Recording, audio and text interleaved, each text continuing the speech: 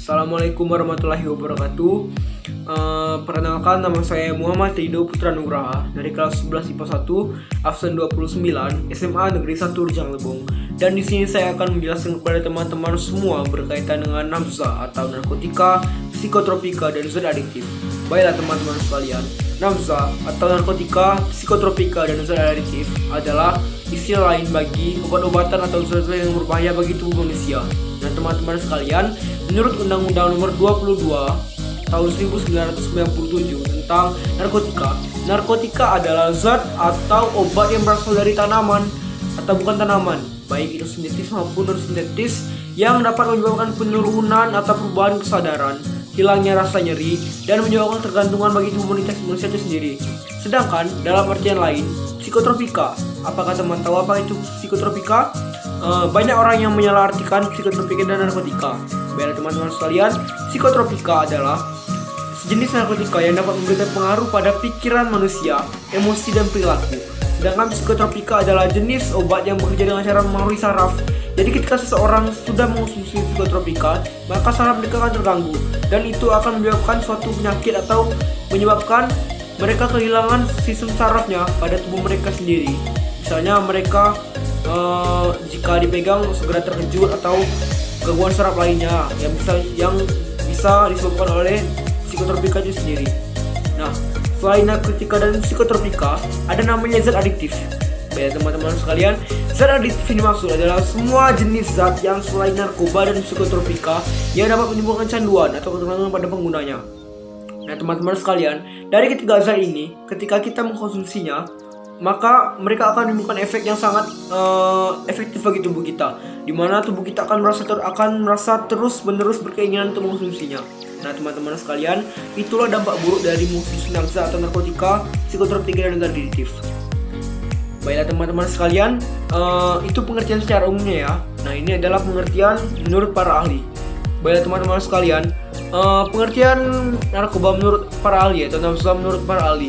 Pertama dari Smith-Kline dan French Clinical.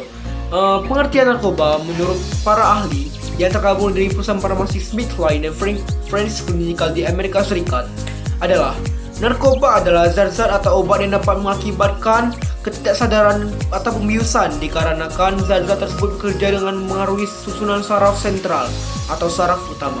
Jadi teman-teman sekalian, zat-zat tersebut dapat menyebabkan kita tidak sadar atau menyebabkan kita sendiri menjadi seperti orang linglung. Nah, itu menurut Smith-Kline dan French Clinical di Amerika Serikat. Yang kedua menurut Gortz. Menurut Gortz, pengertian narkoba adalah zat kimia yang dibutuhkan untuk merawat kesehatan. Saat zat tersebut masuk ke dalam organ tubuh, maka akan terjadi satu lebih perubahan fungsi dalam tubuh.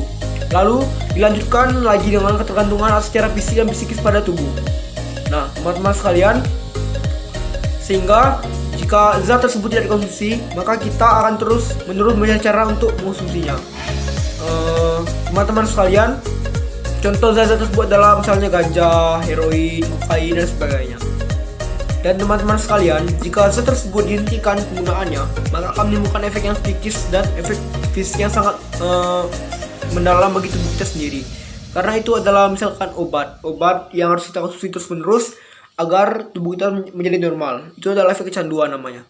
Baiklah, yang ketiga menurut Kurniawan. Menurut Kurniawan, pengertian narkoba adalah zat kimia yang dapat mengubah keadaan psikologi seperti perasaan, pikiran, suasana hati, dan perilaku. Dan jika akan masuk ke dalam tubuh, itu bisa dengan cara dimakan, diminum, kemudian dihirup, suntik, intravena, dan sebagainya. Kemudian yang keempat menurut Jacobus. Menurut Jacobus, pengertian narkoba adalah zat atau obat yang berasal dari tanaman atau bukan tanaman, baik sintetis maupun non-sintetis, yang dapat menyebabkan penurunan atau perubahan kesadaran, hilangnya rasa, mengurangi, bahkan sampai menghilangkan rasa nyeri, yang dapat menimbulkan ketergantungan. Teman-teman sekalian, ternyata ada beberapa dampak baik narkoba, yaitu digunakan misalnya pada zaman perang.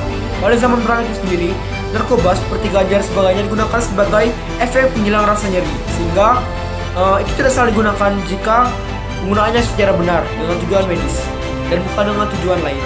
Kemudian yang kelima menurut Resni Miro. Menurut Resni Miro, pengertian nafza atau narkoba adalah zat atau obat yang bisa menyebabkan ketidaksadaran atau pembiusan karena zat tersebut bekerja dengan mempengaruhi saraf pusat manusia. Dan yang terakhir adalah istilah narkoba menurut bahasa. Setelah diketahui bahwa narkoba menurut para ahli adalah pendapat yang saya sampaikan di atas, dikenal juga narkoba berasal dari bahasa, yaitu narkotika, psikotropika, dan obat-obat terlarang dan zat adiktif. Sehingga Departemen Kesehatan Republik Indonesia menyebutkan istilah tersebut sebagai NABZA, merupakan singkatan dari narkotika, psikotropika, dan zat adiktif. Narkoba memiliki panjangan yaitu narkotika, psikotropika, obat terlarang, dan zat adiktif. Jadi teman-teman sekalian, kita mendapatkan pelajaran dari sini bahwasanya jangan sampai kita terjerumus dalam hal-hal yang berbau nafsu narkotika, psikotropika, dan zat adiktif. Karena walaupun mereka itu mengenakan atau mereka bisa membuat kita terus merasa fly, terus merasa enakan, kita nantinya akan terkena penyakit atau terkena penyakit saraf yang dapat menghancurkan respon tubuh kita sendiri. Oleh karena itu, mari bersama-sama kita cegah NABZA di Indonesia. Itulah penjelasan dari saya tentang pengertian NABZA dan penjelasan menurut para ahli. Demikian, wassalamualaikum warahmatullahi wabarakatuh.